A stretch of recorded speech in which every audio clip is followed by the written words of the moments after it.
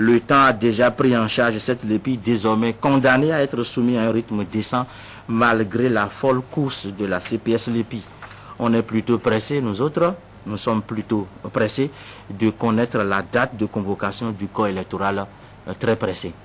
Chacun son calendrier, et vous, c'est la convocation du corps électoral qui vous préoccupe, et pas la Lépi, ou précisément, pas que la Lépi. Sulpice Osagbagui dit merci. François Vincent, la Lépi aura tracé ses sillons, les sillons de la controverse jusqu'au bout, partout où passe la Lépi Bako, l'harmonie, la concorde trépasse. Non, mais je crois en principe que le syndrome de Djougou vient tout simplement confirmer ce qu'on pourrait appeler le forcing qui se fait actuellement pour installer de façon pas forcément acceptée par tous les différentes structures qui devraient permettre à la liste électorale permanente informatisée, aujourd'hui contestée, d'être approuvée et d'être installée de façon pas vraiment consensuelle. Pourquoi justement, le chroniqueur s'est posé la question, pourquoi avoir refusé d'installer ces opérateurs kits originaires de la région pour faire débarquer maintenant d'autres? On ne peut pas pointer le doigt accusateur forcément sur une partie de la sphère politique nationale, mais malheureusement, les agissements, les déclarations et certains faits nous poussent à croire qu'il y a quand même dans cette volonté effrénée d'en arriver au finish du processus, il y a du soutien derrière. Et quand vous suivez très bien le regard de certains citoyens béninois comme moi, vous devez comprendre forcément que ce soutien peut venir d'un côté plutôt vert. C'est là où je crois qu'on en arrive à s'interroger.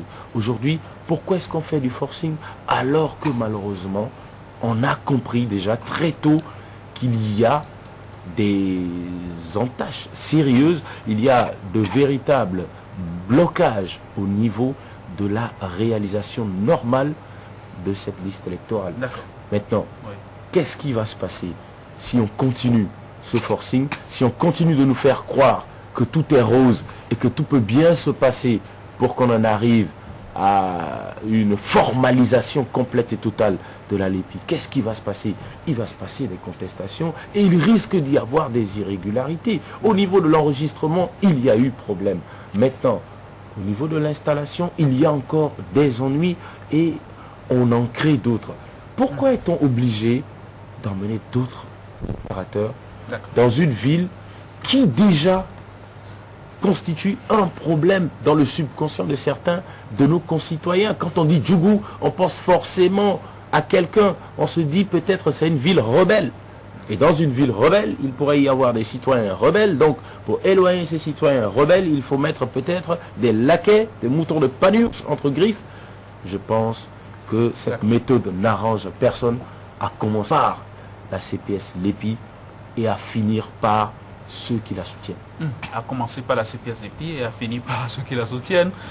Précisément ce dont on parle, ce n'est pas une spécialité de Djougou, hein, ce n'est pas inédit. À ceci près qu'à Djougou, il y a une charge politique supplémentaire. Il y a des enjeux autrement plus sérieux. Djougou concentre en ce moment un corps à corps, un duel à mort entre deux candidats annoncés. Donc, à partir de ce moment-là, ça prend une tournure, une résonance toute particulière. Léandre Dossou, la Lépi, ça lui colle au maillot, hein, la suspicion, l'absence de confiance, mais on a l'impression que certains ne font rien pour véritablement ramener la confiance dans la maison Lépi, dans la réalisation de la Lépi. Ils ne font rien pour mettre les gens d'accord. Il y a quand même des choses simples sur lesquelles on peut faire économie d'une crise. C'est là, justement que ça devient très délicat, que ça devient difficile, parce qu'aujourd'hui, il faut constater que les positions sont tranchées. Il y a ceux-là qui disent non à la Lépi, ceux-là qui parlent de Lépi Bako, Baclé. Et il y a ceux-là qui disent bravo à la LEPI, qui soutiennent d'emblée le processus de réalisation de cet instrument-là, de cet outil-là, qu'à la fin on va appeler LEPI. Aujourd'hui, c'est clair qu'il y a beaucoup de problèmes, il y a eu des dysfonctionnements, des irrégularités, et chaque jour, il y a une nouveauté. C'est là que ça devient encore plus dangereux, parce qu'on n'a pas fini de colmater les brèches dans certaines régions, notamment le sud. Certaines populations sinistrées, par exemple de la vallée de l'Ouémé, attendent toujours le retour des opérateurs kits et des kits biométriques, des kits qui ne sont toujours pas de retour. Et dans le même temps, on va ouvrir un nouveau front dans une région polémique. Je veux parler de Djougou, parce qu'aujourd'hui il est clair que Djougou est au cœur, on pourrait dire, d'une certaine polémique. Vous avez dit qu'il y a une guerre ouverte pratiquement dans cette région-là. C'est dommage. Pourquoi est-ce qu'on remplace les autochtones dans une zone aussi sensible et qu'on ramène des gens qui, dont les identités ne sont pas très claires? Je pense que c'est... Je partage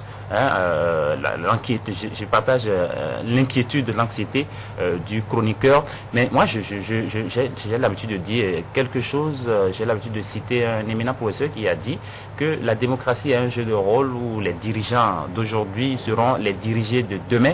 Si vous faites les choses pour votre intérêt immédiat aujourd'hui, demain vous allez payer. Je pense que tout le monde est là pour tirer les leçons. Oui, il y a donc Djougou aurait choisi la posture du boycott pour montrer son mécontentement de la façon dont les choses se font en ce moment. Mais vous pourrez compter en même temps, André Dossat, vous pourrez compter sur Arifari Bako. Pour lui, c'est le chien à bois, la caravane passe. Oui, pour commencer, je dois vous dire que je ne partage point votre... la phrase introductive voulant tout à l'heure lancer François, comme quoi partout où la LEPI passe, le consensus, l'harmonie trépasse. Je ne pense pas. Non, c'est votre droit que de ne pas être exemple, allez-y. Exemple. En dehors de Djougou, aujourd'hui, combien de fois, depuis que les aires opérationnelles du septentrion ont été lancées sans même trop respecter le principe de progressivement, entre guillemets, que prescrit la loi. Depuis que ces opérations ont été lancées, combien de manifestations d'opérateurs kits vous avez vu?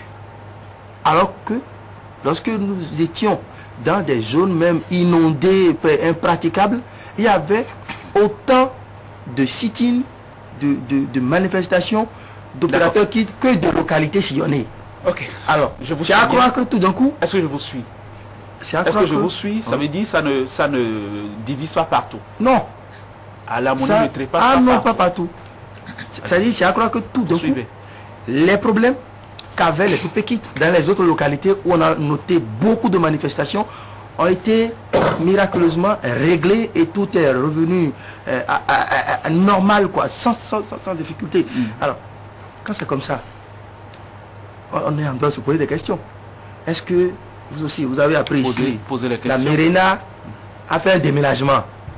La Mérina a déménagé pour aller s'installer quelque part. Donc, nous savons tous qu'on n'attend pas la fin forcément d'une aire opérationnelle avant d'ouvrir une autre. Et c'est les mêmes OPKIT qu'on transporte un peu partout. Oui, vous n'avez pas fini. La Mérina a déménagé. Oui. Qu'est-ce que vous voulez dire? S'il vous plaît. Donc, alors, on transporte des OPKIT d'une région vers une autre. Hein? Et vous voulez que les populations qui d'abord ne reconnaissent pas les OPKIT qu'on les envoie pour les enregistrer, pour un truc aussi sensible, aussi important, que ce ne soit pas des gens de leur localité, il ne faut pas accepter. En tout cas, si partout ailleurs on a accepté à Djougou, c'est des gens ont le droit de ne pas accepter, parce que vous savez quoi, comme vous l'avez dit, Djougou aujourd'hui concentre une partie de la grande bataille de 2011. D'accord? Donc c'est normal que les uns et les autres soient vigilants, soient réticents et demandent qu'on fasse les choses dans les règles de l'art. D'accord. Vous allez répondre maintenant à ma question. C'est une réclamation légitime. Tout à fait. Djougou aurait donc choisi la posture du boycott. En tout cas, on ne se presse pas là-bas pour se faire enrôler. Mais est-ce que ça va servir à quelque chose? Précisément, pour l'honorable Arifari Bako, c'est le chien à bois, la caravane passe. Oui, le jusqu'au-boutisme de l'honorable Bako. Vous savez, les populations, c'est pas parce que l'honorable Bako n'apportera pas une réponse aux problèmes posés par les populations, qu'elles vont se taire, se résigner et laisser faire. Il apportera une réponse, sérénité à tout craint, souris dans le coin de tout à fait. Ouais, exceptionnellement, lorsque on a ouvert les aires opérationnelles du septentrion, on a commencé par nous annoncer les chiffres avant le démarrage des opérations. Donc en fait, on ne fait rien en réalité pour ramener la confiance, pour la réalisation d'un instrument aussi capital pour le développement du pays au-delà des élections. Et on fonce la tête baissée, et puis voilà, conséquence. Alors, Djougou a dit non. Et n'oubliez pas qu'il y a un délai, une date butoir, qui est le 31 décembre. Alors, si Bako doit déposer, si Djougou peut nous aider, peut nous aider à ne pas aboutir à cette date dangereuse à laquelle apparemment les gens veulent. Vous pouvez toujours rêver, André, de ça. Le rêve est permis. Si ça peut nous permettre d'exprimer nos appréhensions. Si vous voulez, vous pouvez rêver comme Ribert, les yeux ouverts. Ça, c'est votre problème. Ah oui, dans le cas d'espèce, oui. Mais une chose est claire, André, Djougou a tiré quand même la sonnette d'alarme. Oui. D'accord. Oui, Sulpice Oscar Bagidi, Djougou a choisi la poursuite du boycott, on en parlait. Mais est-ce qu'il n'y a pas un risque précisément que les mécontents se fassent lâcher par le train l'épi, quoi? Quand on sait les enjeux qui se concentrent dans cette affaire-là, est-ce qu'il n'y a pas des risques qu'à la fin, des gens qui ne se seraient pas pressés pour se faire enrôler soient définitivement lâchés? Vous avez dit... En race campagne. Non, pour vous paraphraser, vous avez dit, est-ce qu'il n'y a pas du risque que le train l'épi lâche certains? Si le train l'épi continue à lâcher les gens, partout où il passe, ce train sera vide. Parce que ce train a laissé des gens dans le même plateau, dans le zoo, un peu partout, ce train passe sans prendre les voyageurs. Même dans le littoral. Même dans le littoral. Et si ça doit continuer comme ça, vous allez voir, le train va arriver à destination sans personne, sauf que le chauffeur. Oui. Donc, le chauffeur est les alliés peut-être. Est-ce que vous connaissez la signature du chauffeur? Peut-être qu'il a devenu... Avec le moins de passagers possible. Peut-être qu'ailleurs, il y a des... Alors qu'il y a plus grave, il y a plus grave. Il y a plus grave ailleurs, c'est la convocation du corps électoral qui ne préoccupe pas au sommet. Donc ça, nous allons revenir sur ça. Nous en parlons de la LEPI. Ils sont mécontents. Est-ce que c'est pas facile de régler une question comme celle-là? Ce n'est pas facile de régler des questions dont la clé reste au niveau des gens qui se font aveugles alors qu'ils voient bien. Donc c'est très compliqué. Alors, le problème de Djougou, je vais essayer d'expliquer ça clairement pour que les gens puissent nous comprendre. C'est vrai que ce n'est pas à Djougou seul qu'on débarque des inconnus. On fait office d'opérateur de kit. On l'a fait presque partout. On l'a fait presque partout, mais à Djougou, l'exception c'est ceci. Non seulement on débarque, mais on rejette les fils de Djougou, opérateur kit.